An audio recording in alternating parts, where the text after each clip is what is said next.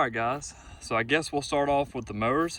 So we use all Exmark ride-on mowers, zero turns. Both of our zero turns are Exmark. We do have two Cub Cadet push mowers. I'll get to that in a minute. So both of our mowers are 60-inch cuts. This one's a Radius and that one's a Laser Z. I bought this one at the end of last summer. Hadn't really had a chance to use it much lately on grass. I've used it on leaves and stuff. I think it's going to be a really good mower for everything I'm doing. So real excited to use that this year and everything. This mower, I've had it for 2 years, maybe 2-ish years. Bought it from my granddad, and it's been a good mower. I'm telling you, it's been a really good mower. I think I don't know how many hours I have on this thing. 467 hours. Really 468 because it's at 0.9. So 468 hours on that mower right there, and I think this one has like 15. So I'm anxious to see how long this one, how many hours I can put on this one, because this is the Radius and everything, and it's a lot. I don't know, I don't want to say it's light duty, but it's just not made as stout as that one to me. So well, I'm anxious to see how this one does compared to that one. We'll just have to see, because like I said, I hadn't used it as much as I have that one, so which I'll get the chance to use it this year, so we'll see. And these are the Cub Cadet push mowers here. They're the SC 500Z. I think it's a 21-inch deck on both of them. Both of these mowers are the same mowers, in case you're wondering. I ended up buying this one. We had the weirdest thing happen with this one about a year or two ago. We were mowing with it, and the blade hit something in the grass and literally broke off. Like the nut that holds the blade in broke off up in there. So we were in a tight spot, so I had to go buy another mower to finish the job up and everything. And so, which it worked out now, because now we have two of them for big jobs that you can't get these mowers in. So works out good. And I eventually would like to get a stand-on mower, but we'll just see how that goes. I really don't have a need for one right now. It's just more of a want, so we'll see how that goes. Now, I've been very impressed with all of our steel equipment. We hadn't had too many problems with them. We had an issue with a weed eater last year that they just couldn't figure it out, but eventually they just, it was still under warranty, so they swapped it out, gave us a new one, and they handled it. So really impressed with all the steel stuff. Steel has just been a good brand for us. This year I might venture out, try some Echo, or I might even go back to Husqvarna. I'm not real sure. But I am going to keep all my steel stuff. I'm just going to try some different brands and stuff, probably. The weed eaters, I'm going to go into some specs here now. The weed eaters, these are FS111 RX. Both the weed eaters are, and the one with the edger head is a FS91 91R. So this year I'll probably sell the 91 and get a 111. I like the 91, but it seems to me like it's heavier than the 111. The 111s are just they're just light and easy to use, and so that's probably what I'll do this year. And this blower is a BR800C. I'm not sure the full specs on it, but this blower is the most powerful blower I've ever had. And so I love this thing. It's probably my favorite piece of equipment to use. It's just fun because it's just got so much power. I mean, you can press the gas and it'll throw your arm back. It's that powerful.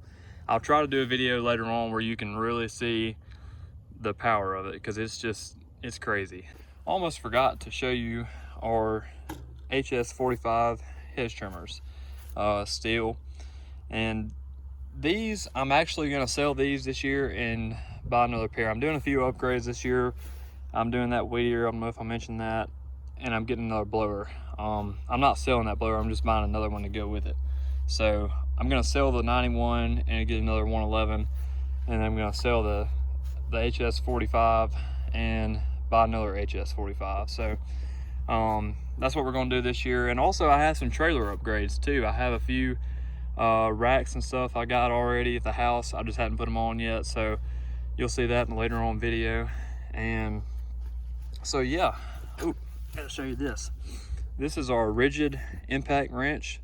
We do a lot of maintenance with this, a lot of neat stuff you can do with this. If we change tires out with it, if we have a flat or something, this thing has saved my tail. I'm telling you what. We're actually gonna try to get another one of these this year too. So that's that. I don't know if I showed you these attachments or not, but these are hedge trimmer attachments. I guess that's kind of obvious, and this is the chainsaw attachment. So we can put any one of those attachments on any one of these weed eaters. So I try to buy stuff that's interchangeable. That way I'm not buying one piece of equipment and that's the only thing you can use it for, because I don't know, if you can get the interchangeable stuff, you know, why don't you go ahead and get it? So that's what I do with that and everything. This is our weed eater string. I'm not really sure the brand. You can see it's kind of worn down there. Maybe Vortex or something, I don't know.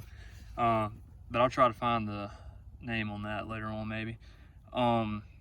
Really good. It's kind of braided looking stuff, you can kind of see. So really good stuff. We rarely ever have to change out these. We rarely ever have to change the weed eater string and that and everything. So, and also neat thing here, these are the Echo speed feed heads, and we put them on all of our, what's the first thing we do when we buy another weed eater? We put the Echo speed heads on there. So they work really good, they're really fast. Also bought this new trailer last year. Also bought it at the end of last year, just like that mower. I kind of got them almost at the same time, but got the trailer brakes on it. I went ahead and put these weed eater racks on there, and I had this trailer custom built for me, so I went ahead and told them to go ahead and put me a spare tire mount with a spare tire on it, and that way I don't have to fool with it. So it is a double axle. It's 18 foot long with a 2 foot dovetail, but it's 18 total, so it's really 16 with a 2 foot. And then I got the reinforced gate on the back here.